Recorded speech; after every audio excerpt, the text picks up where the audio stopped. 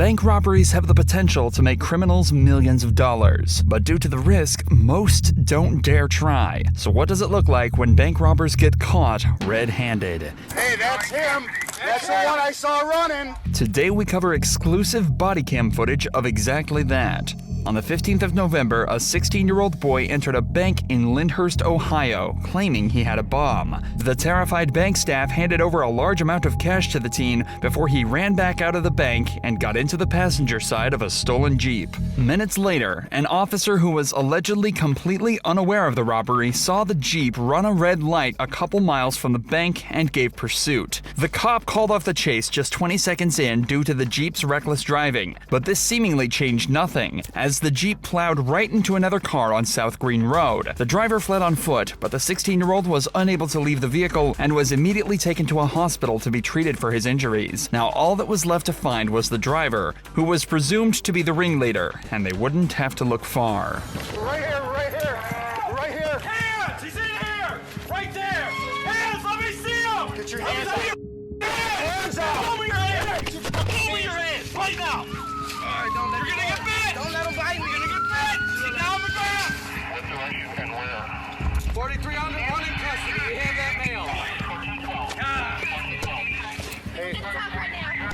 Hey, that's him. That's the one I saw running. That's the one I saw running. Hi, it's Roman Patterson. I'm the reason you got caught. Boy! Go boy! Get up. Get up and shut your mouth. You have the right to remain silent. Go boy! With the help of a police canine unit, the man was found hiding in a dumpster close to the crash site, and the cops were easily able to identify him as the man who fled the vehicle. Please, just stop talking for a second. Just don't say anything. I will. But you're the guy I saw running, dude. You saw me? Yeah, I saw you running too. And you're on my car camera, buddy. Look, I got a question. And you're on my car You camera. know, I ride around for y'all. You want me Right to to tell you remain why I silent. Anything you say can and will be used against you. We already know. I didn't know. Can I tell you what happened? What just happened to me? Be quiet. You quiet. Despite almost definitely being the guy they're looking for, the cop still tells the suspect to stay quiet so as not to incriminate himself any further. He reads him his Miranda rights and tells him he'll have a chance to talk later, most likely with an attorney present. But this next genius robber probably won't even have that chance, after being caught red-handed and sent straight to the can.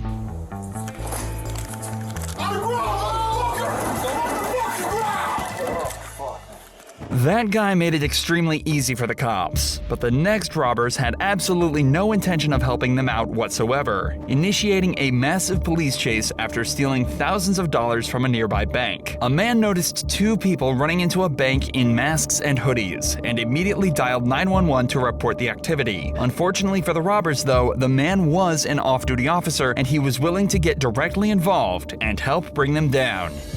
911, where is your emergency? I think those guys are hitting the Dollar Bank right now. Yep. Okay, you think there's a bank robbery occurring at 7500 Chippewa? Okay, bank robbery, 7500 Chippewa. Okay, got it. Camry. Okay, black Toyota Camry. Okay. We're pulling on the Chippewa, it's going towards Brecksville Road. Pulling onto Chippewa, going onto Brecksville Road. Taking a Okay. left. He's going around traffic. He's going around traffic. He's going straight. He's going around traffic. He's going straight to the highway. Just straight. Camry, no plate. No plate. The off-duty officer gives a detailed description of the suspects and vehicle, and gives the dispatcher enough information for 2 patrol units to station themselves where they think the Camry is heading. And luckily enough, less than 2 minutes later, they spotted it. Okay, they're all coming. Still approaching Walling. Okay, approaching Walling. Is he speeding up? No plate. Westbound. 480 westbound. I'll be in pursuit. Going eastbound. Traffic heavy. We're going to be approaching the bridge. Speed 90. Traffic heavy. 58, you copy this? We're going to be approaching the bridge here in a second. As soon as the patrol vehicles make visual contact, the dispatcher moves out of the way and lets the pursuing cops take over the communication. Their job is to give live updates on the vehicle's location and any possible safety hazards to them or the public. When traffic is heavy like this, the cops have to be extra careful and decide whether or not to even keep chasing in the first place. But these cops aren't giving up anytime soon. 80, traffic heavy on the bridge, trying to make it through cars here. He's in the speed lane. We're in the middle of the bridge, crossing over into Valley View. I don't know if he's going to be getting off at transportation or not. Getting off at transportation, speed 90, slowing.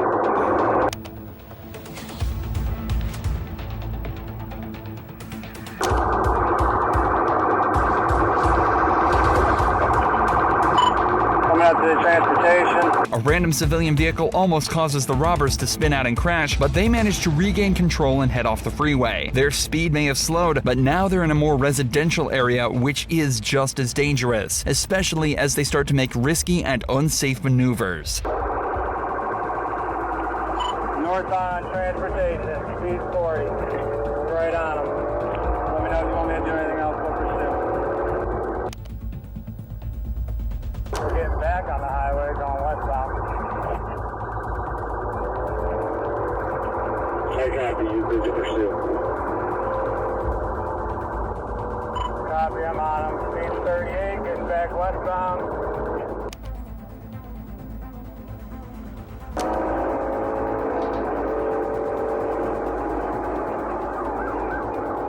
Back on the highway, the Camry is hitting over 100 miles an hour while weaving through heavy traffic, and it stays like this for another 4 minutes. The cops have set up a roadblock ahead in hopes that they can stop the robbers in their tracks, but somehow they left an off-ramp free for them to slip away on. They're getting off at the fleet exit. Speed 50. This once again forces the Camry into a residential area where it's free to make increasingly dangerous moves. We're going to be coming up to East 55th and Broadway. They just struck a vehicle. They're still going. They struck a Dodge truck, Broadway and East 49. We're going to be going northbound Broadway. Coming up to Finn, still northbound Broadway.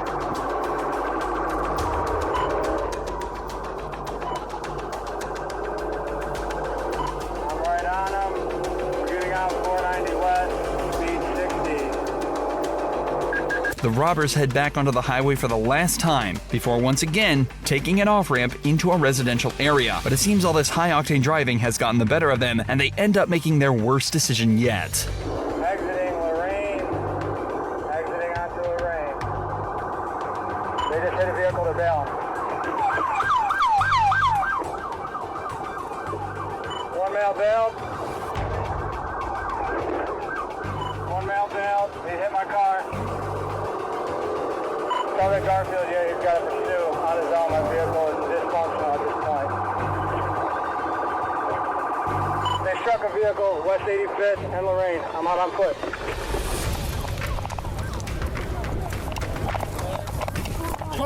Cuffs. I got cuffs. We got one in custody. 89th and Lorraine. Oh, we got broke my finger. You guys good? Both good? Good job. Did the other guy too? Fuck yeah. In case you missed it, one of the robbers actually exited the vehicle thinking it was time to bail, but he suddenly had second thoughts and got back in, losing them distance from the cops. Then, as they sped out across an intersection, a civilian vehicle rammed directly into the side of them, spinning both cars out and leaving the robbers to be easily detained. This next arrest was just as easy too, but it was what happened after that left the cops in shock. Just 1 second. Somebody take my glasses off my face. Take the glasses panic off? attack, bro. I got you. You need some air? I mean, I gotta be honest with you, man. This man wearing a mask and sunglasses was spotted suspiciously passing a note to a bank teller in broad daylight. Somebody obviously thought this was sketchy and decided to call the cops, fearing he was trying to rob the bank. Now it's up to the man to explain his way out of this. It's a medical assistant that works in my house that prefers to be paid in cash. every time I make a withdrawal to pay her, you know, because it's a large amount, she works a lot. Yeah.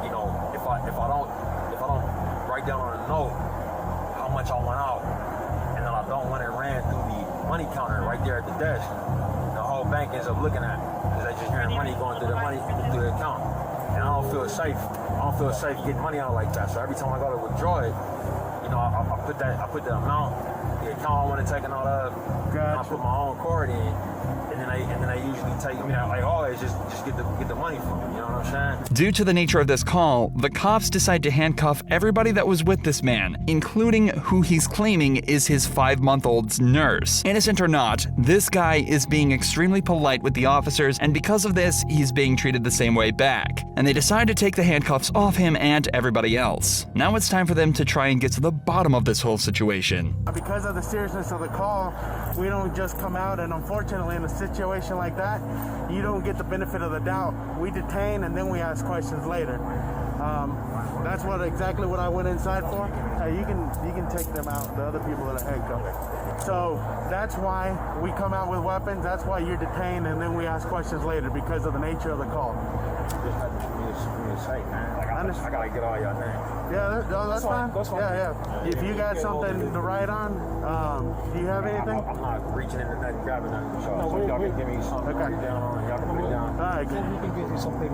We'll get you something and give you everybody's names on it. Hey, y'all do me a favor and give it, write down all our names and put it on a paper form. You don't have nothing to write on. Okay. Just put all of us. To everyone's credit, they've all done an incredibly good job at preventing this from escalating. Each party is conscious of the other's perspective and is trying their best not to make them feel uncomfortable. But the cops still aren't exactly sure what it was that the man was trying to do. Have you ever considered speaking to them before you make a transaction like that? Have you ever had something like this happen? Have I ever been arrested? No. Wait, what? Listen to what he said. Have you ever? No, I am listening. Okay. Have you ever considered speaking to them about what it is you're trying to do prior to doing? So can I explain something to you, bro? Yeah. I'm not trying to out here, bro. Like, I'm not saying out loud how much money I'm taking. That's what I'm saying. I'm not talking about speaking to somebody like that. I'm saying, hey, can I speak to a manager in an office somewhere?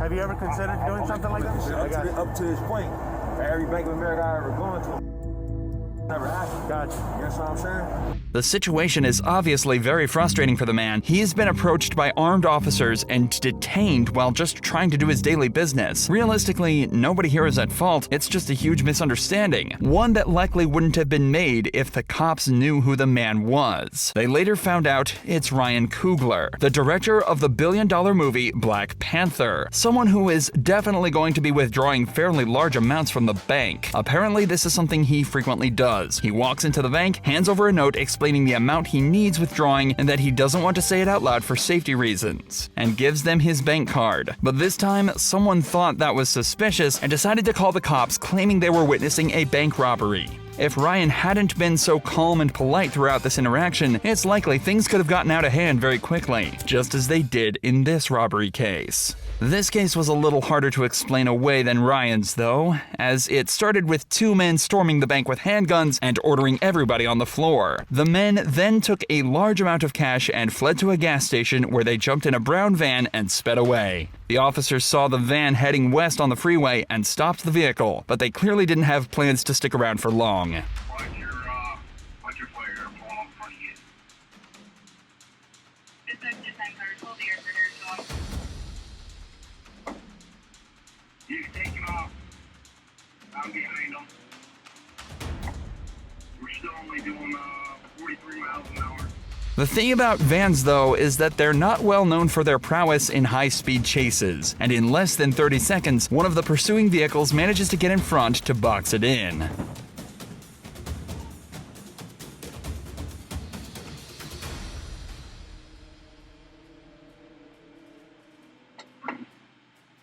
MC2's on full. I'm trying to get him to slow down here.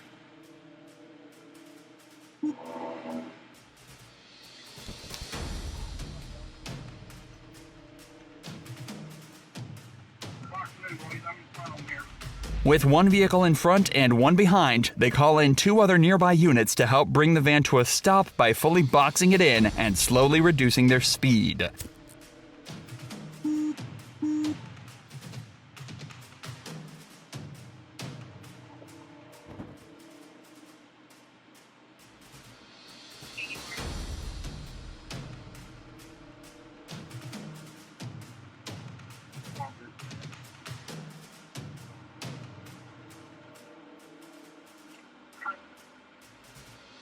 but the van somehow manages to break free and continues to head down the freeway tailed by 4 police cars. But the plan hasn't changed, and the cops attempt to set up the maneuver for a second time.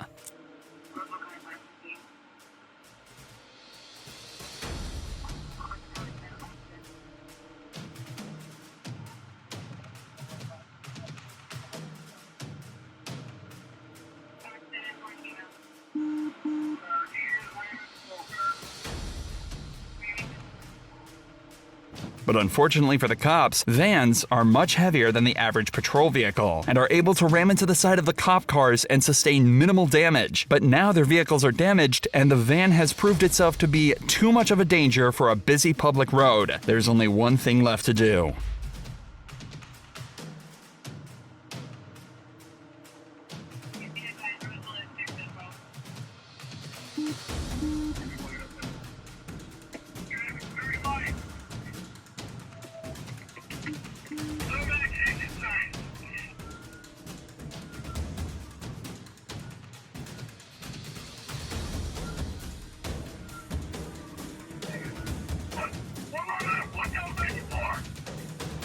The suspect vaults over to the other side of the interstate, but is taken down by a taser shortly after making it across the road. Miraculously, nobody was hurt during the chase, and the suspects were both taken into custody.